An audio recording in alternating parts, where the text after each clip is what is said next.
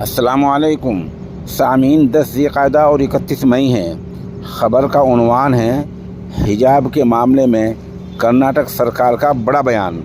आपको पता ही है कि पिछले साल बीजेपी के दौरे हुकूमत में हिजाब पर बिला वजह का झगड़ा किया गया है और बेवजह के एक समाज को लेकर तूल बांधा गया है और बेवजह के अक़लियती फ़िरक़े को बदनाम करने की कोशिश की गई है। कर्नाटक में सरकार बदल गई है। आज कांग्रेस के वज़ीर तालीम मधु बंगरप्पा ने साफ कहा कि कांग्रेस सरकार हिजाब के बारे में ऐसा फैसला लेगी जो तमाम तलबा के हक़ में होगा।